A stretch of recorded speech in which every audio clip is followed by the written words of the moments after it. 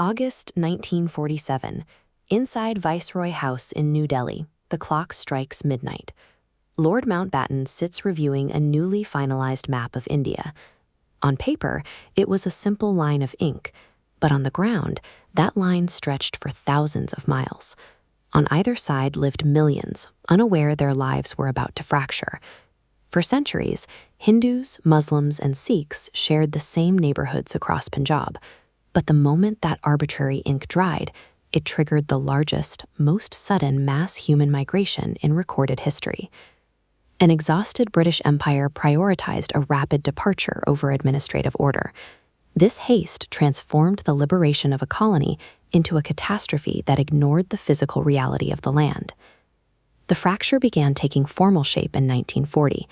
Muhammad Ali Jinnah argued that Hindus and Muslims were separate nations, requiring their own sovereign states.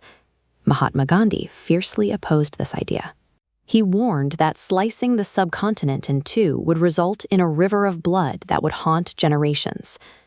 By August 1946, the political argument spilled into the streets of Kolkata. Over 4 days, communal violence left 5,000 dead. The threat of a full-scale civil war became an immediate reality.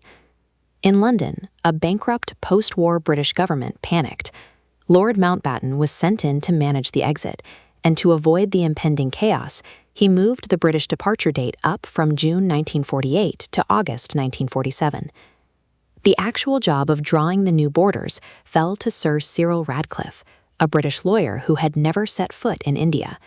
He was given just 5 weeks to mathematically divide millions of interwoven citizens. This compressed timeline left no room for administrative or military preparation. The rapid exit ensured that as the border appeared, law and order vanished. On August 15th, politicians delivered speeches in Delhi to celebrate the birth of new nations. But along the newly drawn borders in Punjab and Bengal, society was collapsing.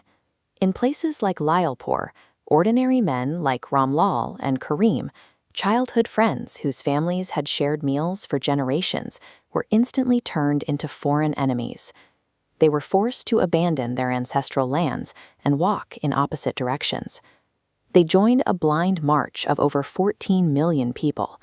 Hindus and Sikhs fled toward India, while Muslims fled toward Pakistan, attempting to escape localized ethnic cleansing. The routes they took became slaughterhouses. Convoys were ambushed, and when steam trains reached their destinations, they arrived in total silence, filled with corpses. Up to 1 million people died in the chaos. Gandhi refused to celebrate. He spent his final days fasting to stop the violence, before being assassinated by a fanatic who opposed his peace efforts. Independence in Delhi arrived with applause and radio broadcasts. In the border villages, it arrived as fire and displacement. The rush to leave created geographical wounds that have not healed. In Kashmir, a Hindu king ruling over a Muslim-majority population could not decide which nation to join, creating a geopolitical vacuum. This map shows the immediate fallout. Pakistan sent in tribal fighters, India responded with military force, and the resulting UN ceasefire carved a militarized line of control straight through the region. On the other side of the subcontinent, the border cutting through Bengal severed religions, but it also cleaved a unified linguistic and cultural identity into 2 pieces.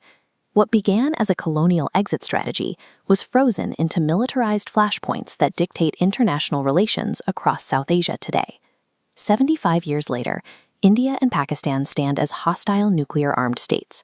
Their borders are closed, transit is shut down, and the 2 nations have fought 3 major wars. On a civilian level, the pain remains personal.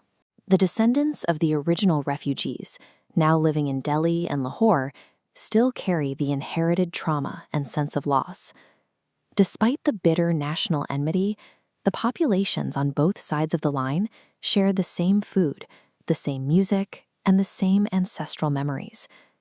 When political geometry ignores human geography, the wounds do not simply heal. They embed themselves in the culture, forcing future generations to pay the price for a hasty exit.